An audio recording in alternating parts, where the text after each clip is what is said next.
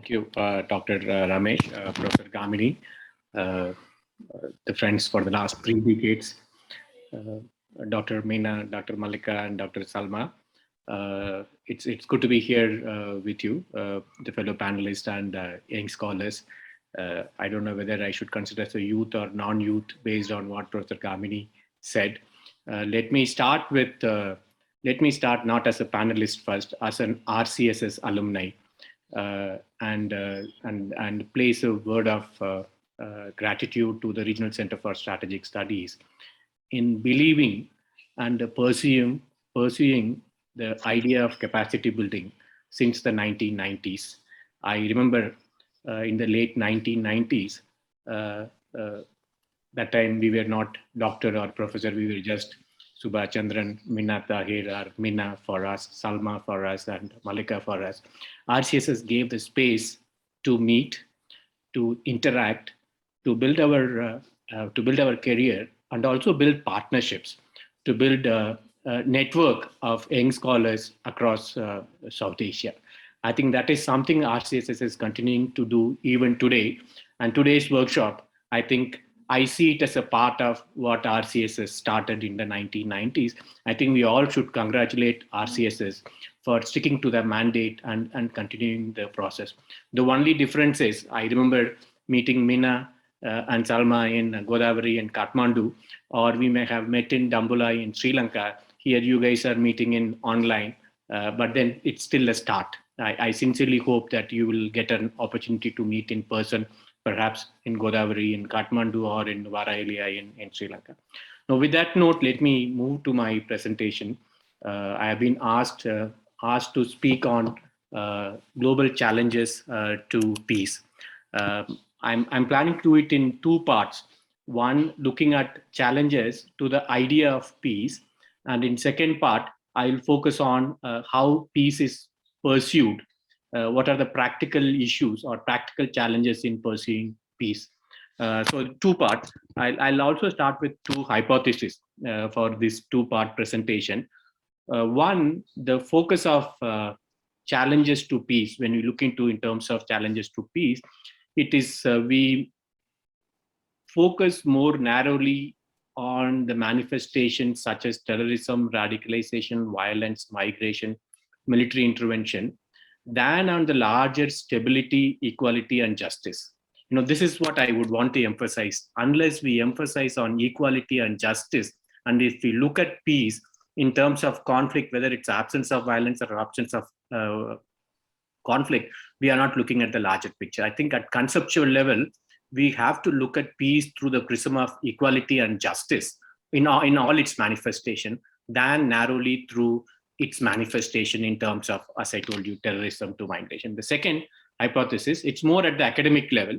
The focus on peace is more on in terms of conflict and terrorism than on peace research. This is something as a scholar that I would want to place in front of you as young scholars that who are picking up your career.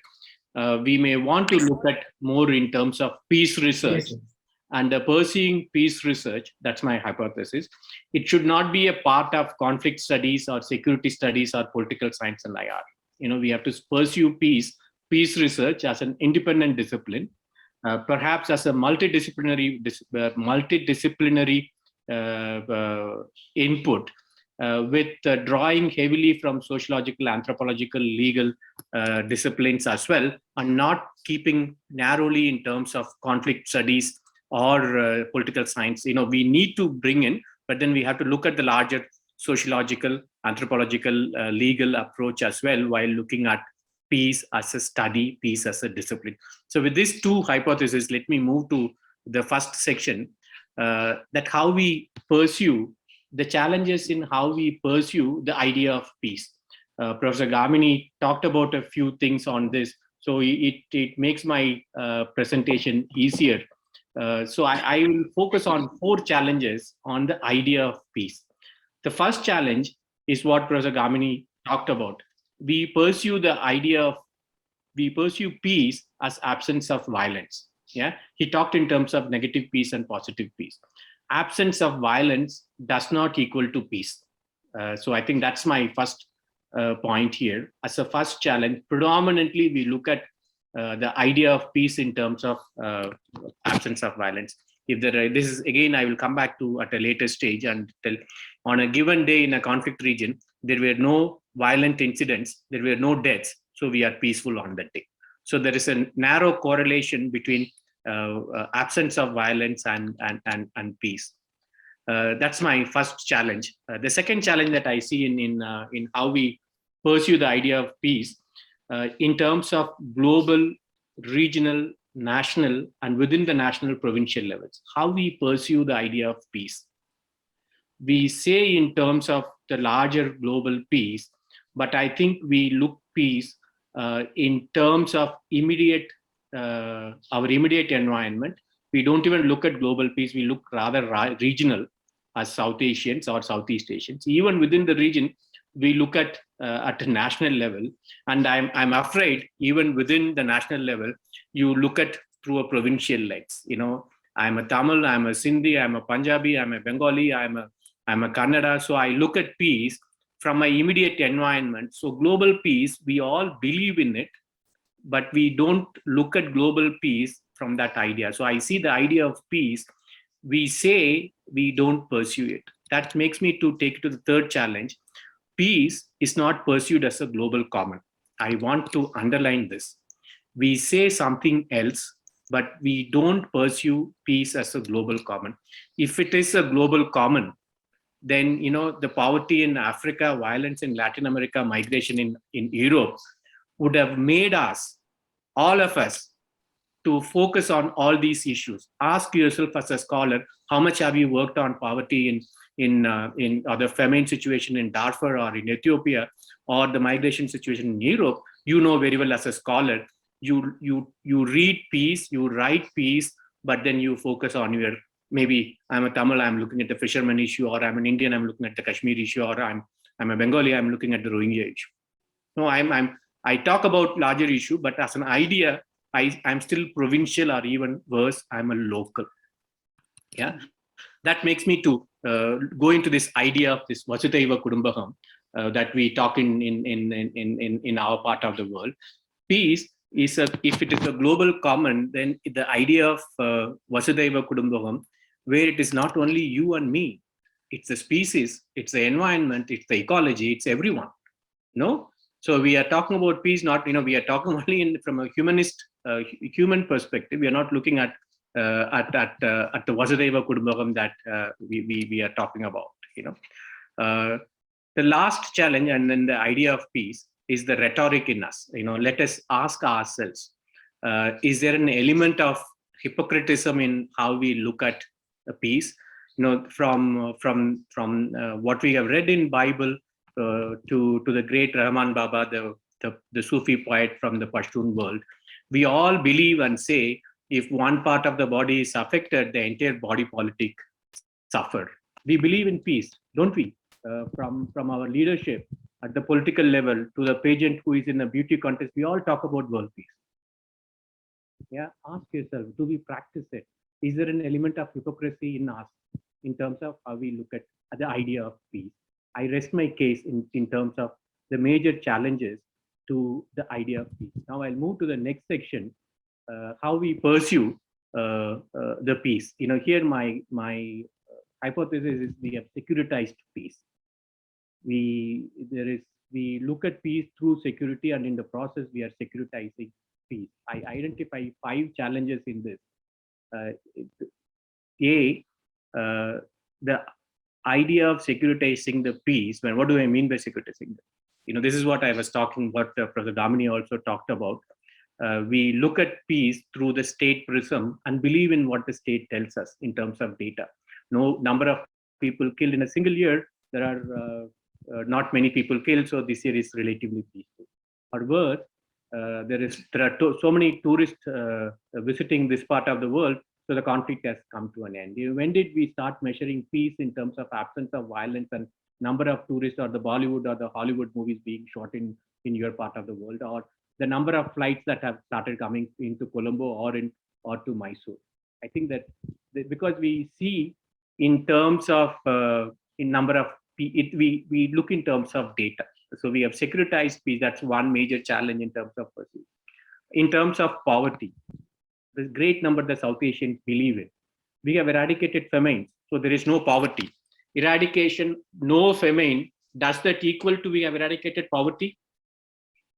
Ask yourself, this is, we have, our parliamentarians will tell there is no single death in post-independent period because of famine, but does that mean, so what we do, the state does it, how do I reduce the number of poverty? I reduce the poverty line.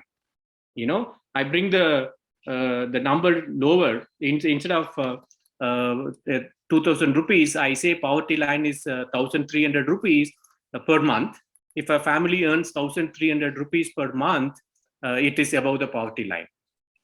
Ask yourself, 1,300 rupees, you Swiggy, 2 days, 2 biryanis and ice cream, or one date with your boyfriend or your girlfriend, 1,300 rupees for a family per month. And then we talk in terms of poverty line. So we have securitized, the state, the data. So this is my first point in terms of how we pursue peace in terms of looking through state data. The second one is again the second challenge. It comes from the first challenge. Is because we have brought state in, or the state has moved in the debate of the in the peace debate. Yeah. The big challenge is, what role should the state play? Ask yourself, where do we want the state to play in discussing the peace? Yeah. Should the state keep away from engaging with society on certain issues? The entire story of abortion laws that we saw in parts of Europe, Latin America, and US, we don't want state to intervene in certain religious matters, certain individual matters. We don't want state. Sorry, my time is already up. So I'll take 2 more minutes and then finish this. On the one hand, we don't want the state to come in. On the other hand, we want the state to intervene and provide a level playing field to all of us in terms of providing peace.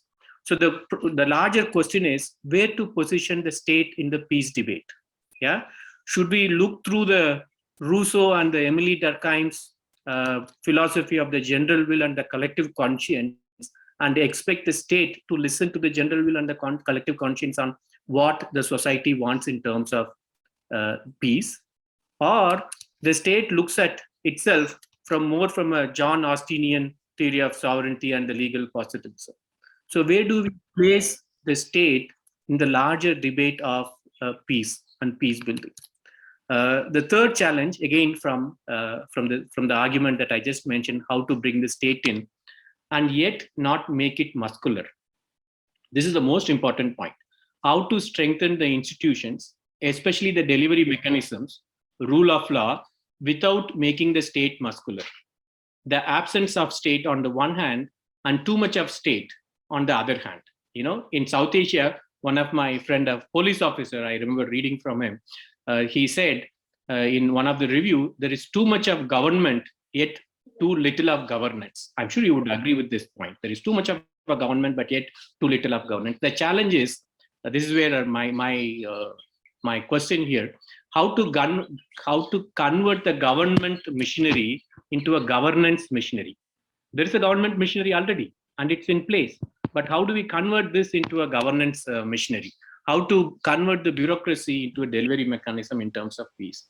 That takes me to the fourth challenge, how to strengthen the tools of peace vis-a-vis the state to ensure participatory governance. This is where the idea of today's workshop on democracy is important one. How do I make democracy as a tool in ensuring there is participatory governance? How to ensure in this participatory governance, the civil space remains. Yeah. So the discussion, this is where the idea of the discussions on the democratic backslide, the shrinking civil space, all of them are extremely important. This is where democracy becomes important. The idea of what Gandhi talked about, Ram Rajya, not from a Hindutva perspective, Ram Rajya as a Rajya of the divine, or the Gram Rajya that he talked about. What we are talking about, the Panchayat Raj institution, participatory governance, from Ram Rajya to Gram Rajya. How do we convert this from and then ensure that there is democratic participation leads to larger peace? The last question, This is a question to all of us, not only from a state challenge to all of us. On the civil space, how to keep it civil, how not to militarize the society. This I'm afraid this is a question that all of us are going to face. How to build peace, how to build peace in an era of narrow nationalism at the national level, in an era of ethnic nationalism at provincial level, and in an era of identity assertion at the societal level and even at the individual level. The biggest challenge that we have, we have to start, if we have to look at global peace, we have to start from yourself, how peaceful you are in terms of your identity. I rest my case here. Thank you.